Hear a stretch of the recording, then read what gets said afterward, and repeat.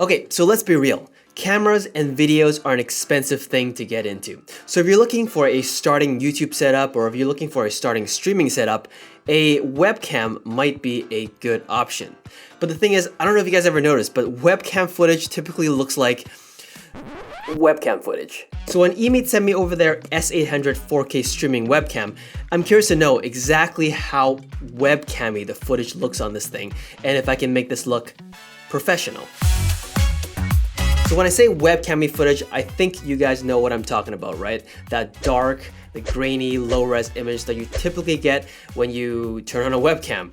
And the goal of this video is to see if we can mitigate that with as low of a budget as we possibly can. Because I feel like if you're watching this video, you're looking for your first time streaming setup or your first time YouTube setup, and nobody wants to shell out a bunch of money to buy a lot of expensive gear. Because if that's the case, why would you be watching this video in the first place? And also, let's just be realistic for a second here. When I said make these webcam footage look professional, do I mean like client-ready professional?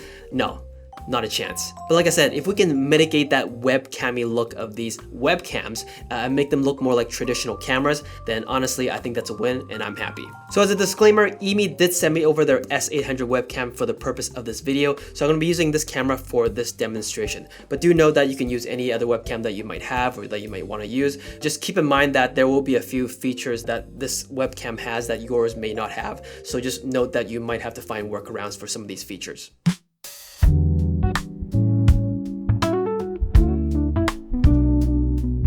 Now, I am no webcam expert, but there are a few things that I do want to highlight with this S800 webcam before we continue on with our setup. So first of all is that, as I mentioned before, this does push 4K resolution, assuming that you're using a USB 3.0 cable like the one that comes in the box, and assuming that you're plugging it into a USB 3.0 port on your PC. That's the one with the little blue thing on the inside. Just take a look at your port, you'll know what I'm talking about.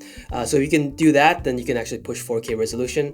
If not, then it typically defaults to 1080p. On the front here, you have this dial, and when you spin it, it actually opens and closes the privacy door built into the front of the lens. That's pretty neat because, as you know, typically these webcams situate in front of us on our desk full time.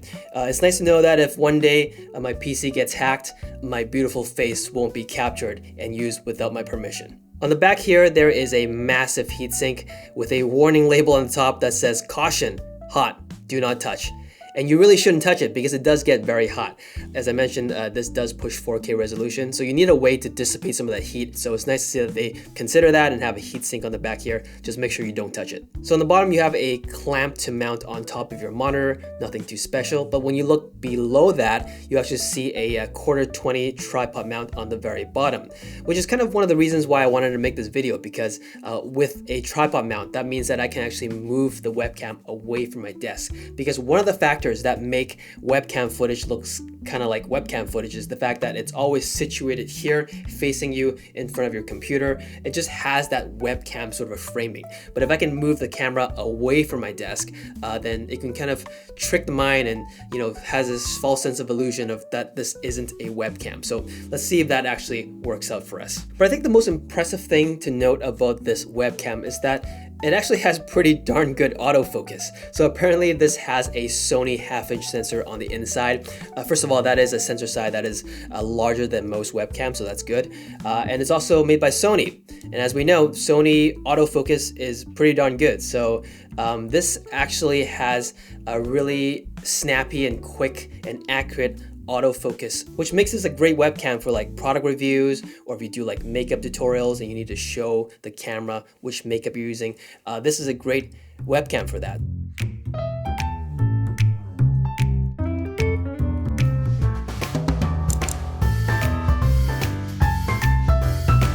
So right now I have the EMEET S800 set up where my normal camera would typically be situated. And the goal here is to see if we can recreate my typical look but using this webcam instead. Now, it won't be 100% the same, I can pretty much guarantee it. It's pretty much a given, but let's see how close we can get it. Given that this is meant for those looking for a first-time YouTube or streaming setup, let's try to make this as budget-friendly as we possibly can, because as I mentioned before, gear is expensive. And for the fun of it, let's put a budget tally on the top and see how much this ends up being at the end. All right, let's add the budget of this camera to the list over here. So this camera retails for $150 US. I do see it on sale from time to time, but for the sake of this video, let's just say $150. So right now, the image that you're seeing looks very webcam-y, I know. We already did the first thing that I mentioned earlier, which is to move the camera away from the desktop, which makes it very obvious that it looks like a webcam. We moved it away from the desktop. We ran a longer USB 3.0 cable back to the computer so it can run into OBS, but at least this pulls it away from that typical webcam sort of a framing. I have it currently set up on an Ulanzi MT44 tripod. It's a very lightweight, it's a very affordable tripod that you can get on Amazon. It runs for about $30, give or take. It doesn't support a lot of weight, but for a webcam like this, which is pretty much weightless almost, it does the job perfectly fine. So $30, let's add that to the budget. And the next thing that we can do is absolutely free. So one thing that makes webcam footage look like webcam footage is because it's basically auto exposing the image for you. So we're gonna go into OBS and we're gonna change a few settings. In OBS, we're going to click on our webcam source, then to the cogwheel setting button at the bottom, then go to configure video.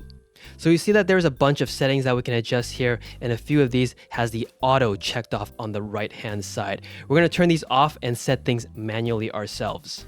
For white balance, it really depends on your lights. If you don't know, basically white balance means that we're adjusting the camera's setting to match the lights that we have in the space. The closer it is to the temperature of your lights, the more white it's gonna be. If you're off one side or the other, it's gonna look more warm or it's gonna look more cold. As a rule of thumb, indoor lighting is typically 3200 Kelvin and outdoor daylight is typically 5600 Kelvin. So just adjust accordingly. For our use case scenario, I know the lights in the back here are 3500 Kelvin. So we're just gonna adjust it to 3600 just to be in the ballpark of where these lights should be. Next, we're gonna go to the camera control tab at the top. We'll leave autofocus checked, but we'll turn off auto exposure. Immediately, you'll see that the image turns a lot darker than it once was. Just crank up the slider to its maximum. It's still not going to be as bright as it was before, but at least it's not going to auto expose. Without auto exposure, it basically prevents the camera from shifting the brightness automatically, which makes your webcam look a lot more professional. And while we're here, we also want to change the bitrate of the output video that we're getting once we record the video through OBS, right? Because otherwise, it really does look very webcam-y when the bitrate is low in our video. So what we're going to do is we're going to go into the OBS settings, go down to output, go to, if yours is currently on the simple mode, click on this drop down and click on advanced. But after you do that, go to recording and then go down to this video encoder and switch it from the normal streaming encoder down to H.264. And then when you do that, you come down, there's a few options for you to play around with a bit rate. I think the default is 2500 kilobits per second. I just upped it to 5000. You can go higher if you want. But yeah, that gives you overall better image quality to work with later on in post. So after you set that up, the shot looks something like this.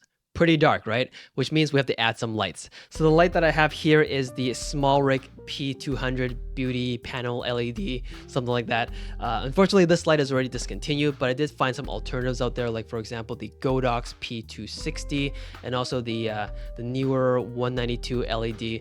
Had to check my notes over here. But yeah, those are alternatives to this one that looks very similar.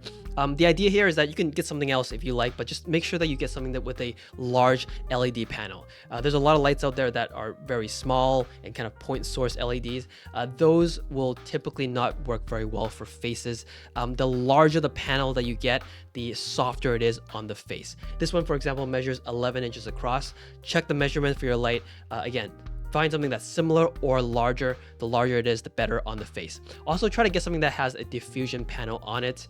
This one's already built in, but if you can get something that is built in or you can put it on, whatever the case might be, get a diffusion panel with it because again, with a diffusion panel, it is softer on the face as well. Of course, we can also go the traditional route and get some regular LEDs and put a soft box on it. But I feel like if you're looking at this as a first time YouTube setup, that might be a little bit cumbersome, a little bit hard to manage, and probably more expensive as well, and definitely will probably take up more space and takes you longer to set up as well. So I feel like I mean, if you can get those, that would be great. It'll probably look better as well. But if not, something like this, like a larger LED panel with a diffusion panel on it, will most likely be sufficient. So after you set the light up, it should look something like this. Double check here. And yeah, looks good. So just make sure you set the light up at the 45 degrees angle, either this side or this side. And make sure it's not like eye level or underneath you, or definitely not in the front. Make sure you set up on the side, the 45s, then this should look pretty good. So this light, the SmallRig P200, runs for about $60. Again, discontinued. But the ones I mentioned earlier, the alternatives, the Godox P260 is about $100, and the newer 192 LED is $55. So we're just gonna average it out and add $75 to the budget. So one light is good, but if you can get more lights into your shot, that'll be a lot better. This is a little tiny pocket light from SmallRig. It is the P96L RGB pocket light. This thing is super affordable. It's like $35. And yeah, it's a little battery powered light. You can run it off USB-C or run it off at the internal battery. And yeah, we're gonna use this as our little kicker light somewhere back here. And the idea is that it's gonna give us a little bit of an edge light along the back of our head and our hair. That just makes the subject in your shot pop a little bit more. Okay, so that should be good. That's a nice little hair light on the back of our head. Should definitely make the subject pop a little bit more. I mean, it's not crucial, but if you can add it, sure, why not, right? Both of these lights, you can adjust the intensity and also the color temperature to whatever you like. Just make sure your camera is set to match as well. So the last thing that can make your webcam footage look more professional is something that you've been listening to this entire time already, and that is having a microphone. So the camera itself, the webcam itself, they advertise it as having this dual channel noise canceling microphone on it, but honestly, it just doesn't cut it. This is the audio that comes directly from the webcam, and you can tell that the audio is definitely lackluster. So we're gonna improve that with an external microphone. Audio in your video is more important than the video itself. Let's say you have a 4K video, it's very beautiful, very beautifully lit, but you have really poor audio quality. It's actually very unbearable to watch, and especially to watch all the way through to the end. But on the flip side, if you have a video that is just meh, it's okay, but if you have good audio quality, it's not gonna be unbearable to watch. So this microphone right here is the Audio-Technica ATR 2100X. I've talked about this in the past because it's a very budget-friendly microphone. Another microphone is the Fine K688 that I talked about in my previous video. You can check that out over here. That microphone is great as well. I think better than this one, but that microphone is a little bit more expensive. And in this video, we're trying to be as budget-friendly as we possibly can. So this is a good choice.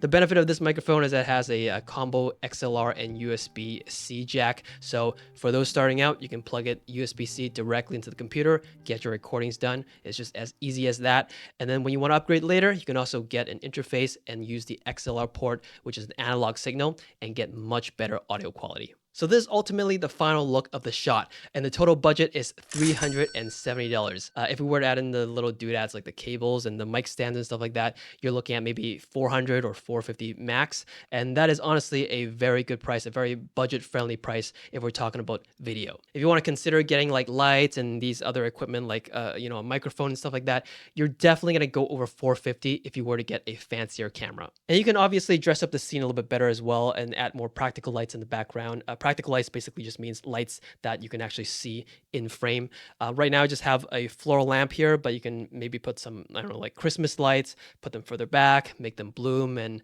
bouquet a little bit more. And yeah, definitely dress the scene up a little bit better. So right now I've switched the setup around just a little bit. This is kind of like imitating that streaming or a video call type of setup. Right now the camera is back on my desktop with my monitors over here and my keyboard over here. I'm typing away, I'm playing my game while broadcasting this online, and I feel like this is a great shot for that purpose as well. The lighting is also switched up around a little bit. Right now my key light is over here, lighting the short side of my face, but I do have a window light on this side that's giving me some extra fill on this side of my face as well. Yes, that's correct, this is a new day, and yes, I am wearing the same shirt.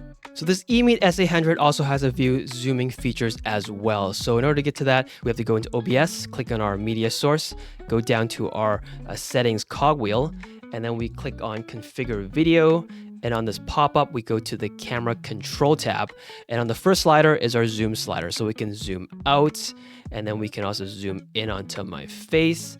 And this is most likely a digital zoom.